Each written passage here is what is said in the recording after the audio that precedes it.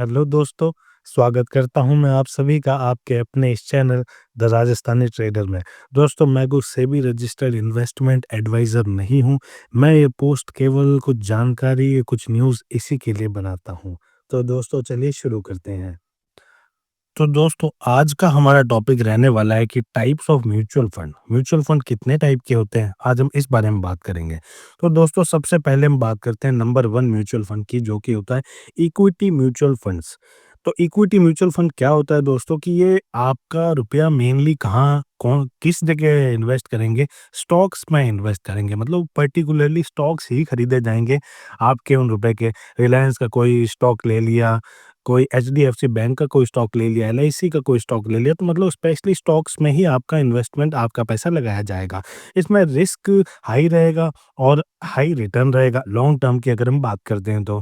अगर आपको wealth create करनी है तो ये बहुत अच्छा ऑप्शन रहता है दोस्तों। एग्जाम्पल के लिए एसबीआई का ब्लू चिप फंड है, जो कि अलग-अलग स्टॉक्स में रुपया लगाता है। ये आप इनके खुद के म्यूचुअल फंड पे जैसे ही अपन देखते हैं तो ये बताते भी हैं कि हम किस-किस कंपनी में कितना परसेंट रुपया आपका डालेंगे।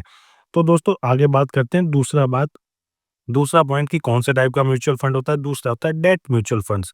ये वो म्यूचुअल फंड है जिसके अंदर आपका सारा रुपया लगाया जाएगा, किसमें? बॉन्ड्स में या गवर्नमेंट की सिक्योरिटीज में। इसमें रिस्क कम रहेगा पर रिटर्न्स एज यूजुअल। गवर्नमेंट की बात आती है तो स्टेबल रिटर्न्स की बात तो आप शुरू से ही देखते ही हैं।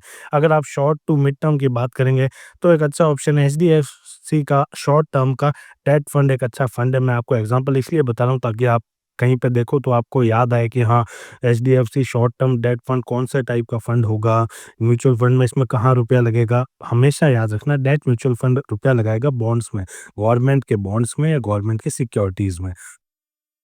तो तीसरे नंबर का म्यूचुअल फंड रहता है दोस्तों हाइब्रिड म्यूचुअल फंड। ये कैसे काम करता है? ये मिक्स रहता है इक्विटी और डेट का।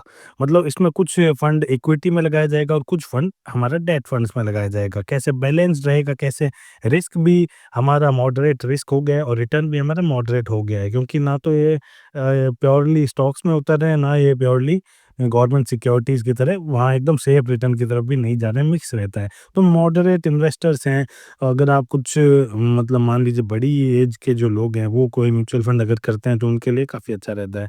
एग्जांपल के लिए आईसीआईसीआई प्रूडेंशियल का बैलेंस्ड एडवांटेज फंड है दोस्तों। आगे हम बात करते हैं इसके बाद में 4th नंबर पे, वो है इंडेक्स फंड्स। इंडेक्स फंड्स क्या होते हैं दोस्तों, कि आप जानते हैं मैंने आपको बहुत स्टार्टिंग में बताया था कि जैसे निफ्टी 50 एक इंडेक्स है।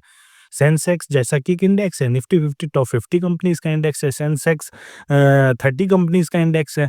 तो ये वो फंड्स हैं दोस्तों म्यूचुअल फंड, इसके अंदर इंडेक्स, पर्टिकुलरली इंडेक्स के ऊपर ही हम पैसा इन्वेस्ट करेंगे।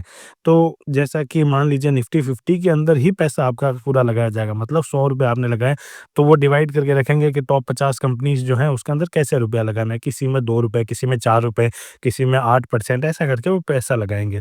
तो लो कॉस्ट और पैसिव इन्वेस्टमेंट के लिए बहुत अच्छा फंड रहता है। रिटर्न्स सिमिलर टू मार्केट रहेगा। मार्केट आपका ऊपर चल रहा है तो आपका इंडेक्स फंड का रिटर्न भी अच्छा ही रहने वाला है, क्योंकि वो एज इट इज आपका रुपया इंडेक्स में ही लगा रहे हैं। तो यूटीआई का निफ्टी 50 इंडेक्स फंड है, वो भी काफ़ी अच्छा है और एग्जाम्पल रहेगा इसका। उसके बाद हम बात करेंगे दोस्तों 5वें नंबर पे एएलएसएस। एएलएसएस का नाम गवर्नमेंट वाले लोग जनरली बहुत सुन के रखते हैं, क्योंकि टैक्स सेविंग फंड रहता है दोस्तों। इसके अंदर क्या होता है कि एटीसी के अंदर जो ओल्ड टैक्स रेजिम के अंदर एटीसी के अंदर आपको जो छूट मिलती थी वो इसके अंदर बहुत अच्छी आपको मदद मिल जाती थी।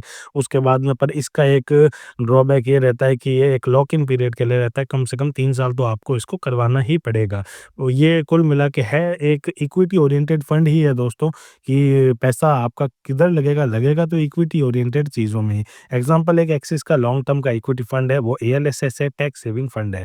उसके बाद में हम बात करते हैं दोस्तों 6 नंबर के फंड की, वो है सेक्टोरल या थीमेटिक फंड। मतलब कि जो ऐसे मतलब कि म्यूचुअल फंड्स है जिसमें आपका रुपया स्पेशली किसी सेक्टर में या किसी थीम जो है उसके अंदर रुपया लगेगा। कैसे? कि जैसे मान लीजिए कोई सेक्टोरल फंड है आईटी के ऊपर, तो उसमें आपका सारा रुपया आईटी की कंपनीज़ में ही डिवाइडेड होगा। फार्मा के अंदर फार्मा का अगर कोई फंड है, तो फार्मास्यूटिकल जो कंपनीज़ हैं, उन्हीं के अंदर आपका जो भी पूरा रुपया है, वो उसी में डिवाइड करके लगाया जाएगा। हाई रिस्क है दोस्तों इसमें और हाई रिवॉर्ड है, वो हमेशा रहता है। जहाँ पर हाई रिस्क रहेगा, वहाँ हाई रिवॉर्ड हमेशा रहता है।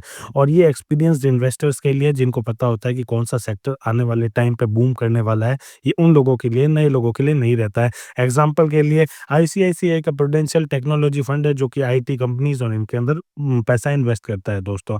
उसके बाद में हम बात करते हैं सबसे इम्पोर्टेंट चीज़ कि आपके लिए कौन-सा म्यूचुअल फंड बेस्ट रहने वाला है। तो ये चीज़ें डिपेंड करती है दोस्तों आपके गोल पे, आपके टाइम पीरियड पर और आपके रिस्क एपेटाइट के ऊपर। कितना रिस्क आप झेल सकते हैं, क्या टाइम पीरियड में आपको आपका पैसा वापस चाहिए। गोल आप किसी शॉर्ट टर्म का गोल है, आपको मान लीजिए कोई बाइक लेनी है 2 लाख रुपए की, तो उसके हिसाब से आपने किया है पैसा, या कोई कार लेनी है 10 लाख की, उसके लिए वो आपका गोल था, या फिर दोस्तों कोई 50 लाख रुपए आपको किसी और काम के लिए, घर के लिए चाहिए, उस हिसाब से आपके गोल पे डिपेंड करेगा। और दोस्तों बस एक मेन बात बताऊँगा कि कोई भी म्यूचुअल फंड सेलेक्ट करने से पहले इक्विटी के बारे में बात करूँगा, तो लॉन्ग टर्म गोल्स हो तो इक्विटी पे जाओ। डेट शॉर्ट टर्म सेफ्टी के लिए आपको छोटे टर्म के लिए रुपए चाहिए और कहीं पे लगाना चाहते हो, तो डेट फंड सही रहता है। और बैलेंस ऑफ बोथ चाहिए तो हाइब्रिड फंड की तरफ आप जा सकते हैं। आज के लिए दोस्तों इतना ही। वीडियो को लाइक करें, शेयर करें और चैनल को सब्सक्राइब करें दोस्तों। धन्यवाद।